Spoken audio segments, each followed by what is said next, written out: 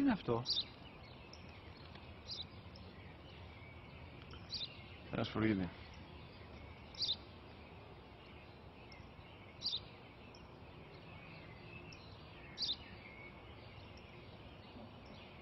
Τι είναι αυτό? Μόλις τώρα στο είπα, πατέρα, σφουργίτη είναι.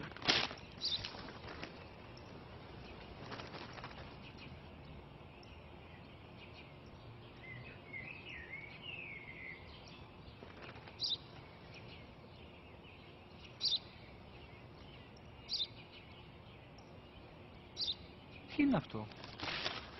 Ένα σπουργίτη είναι, πατέρα. Ένα σπουργίτη. Σπου-γι-τι.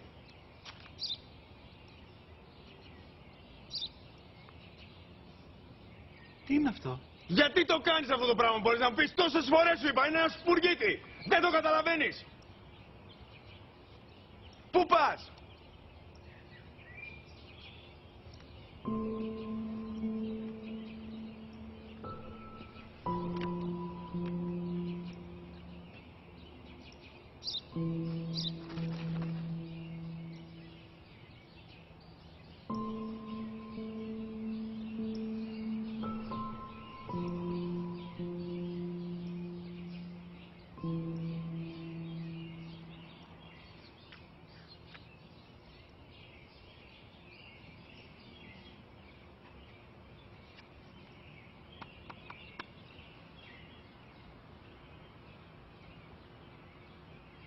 Δυνατά.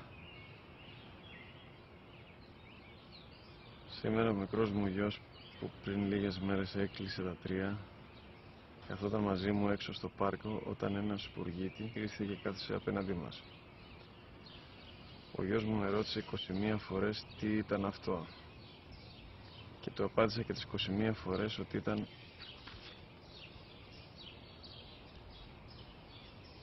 ένα σπουργίτη. Τον αγκάλιασα τρυφερά και τις 21 φορές που μου έκανε την ίδια ερώτηση ξανά και ξανά, χωρίς να εκνευριστώ, νιώθοντας στοργή για το αθώο μου αγοράκι.